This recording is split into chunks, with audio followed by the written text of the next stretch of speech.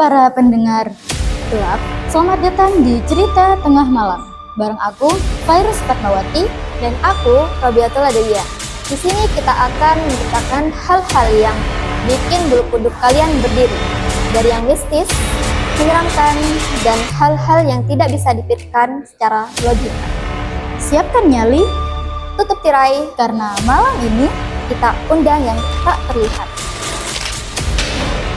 Oke, judul episode kali ini adalah Disukai Pria di Mimpi, Punya Anak di Dunia Nyata. Oke, kisah ini diangkat dari kisah nyata ini, Dewi. Beneran dialami oleh seorang perempuan bernama Tiara. Oke, kita mulai dari awal ceritanya.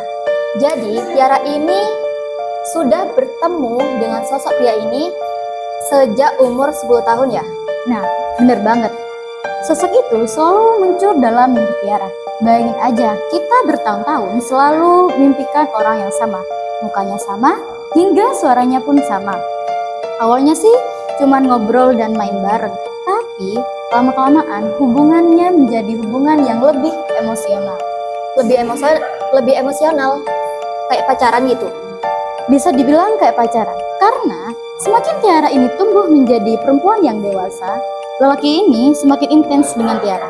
Awalnya sih cuman gandengan tangan, tapi selanjutnya adalah pelukan dan panggilannya diubah menjadi saya. Itu aneh sih, tapi mungkin masih dibilang mimpi biasa.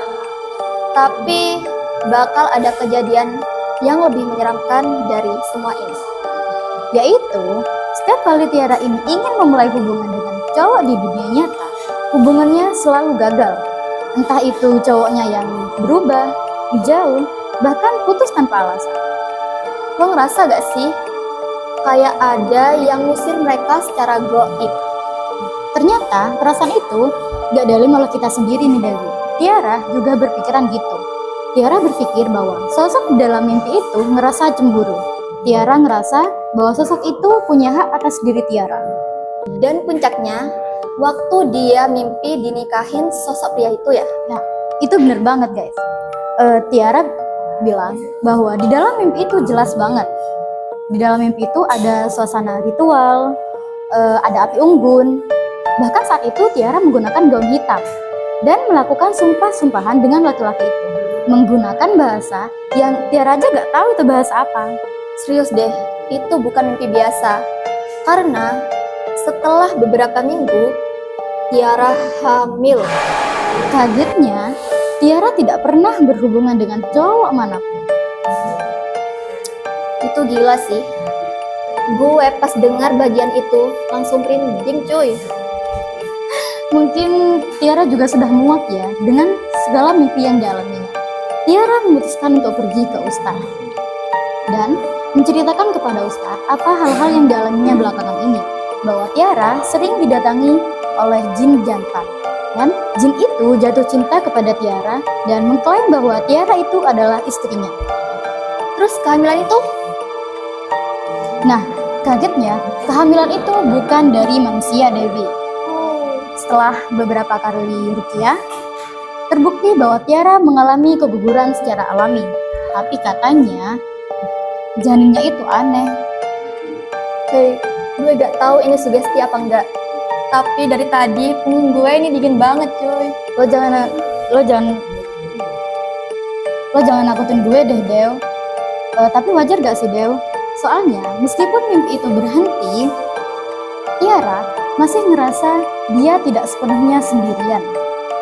Lo inget gak sih yang dia bilang saat malam Jumat Kliwon, kalau dia ngerasa ada sesuatu yang bergerak di sudut kakinya. Dan kadang dia dengar bisikan pelan banget, tapi cuma satu kata. Kenapa? Jadi pertanyaannya sekarang, seberapa jauh mimpi bisa masuk ke dunia nyata? Dan apa kamu yakin bahwa kamu saat ini lagi sendirian? Ayo cek sudut kamar kalian. Oke guys, itu dulu cerita dari kita. Kalau kalian punya kisah yang mistis, jangan lupa kirim kita ke email dan IG. Dan ingat, Malam selalu punya cerita, tapi tidak semua cerita bisa diceritakan secara terang-terangan. Sampai jumpa di malam berikutnya di Cerita Tengah Malam. malam. See you guys. See you.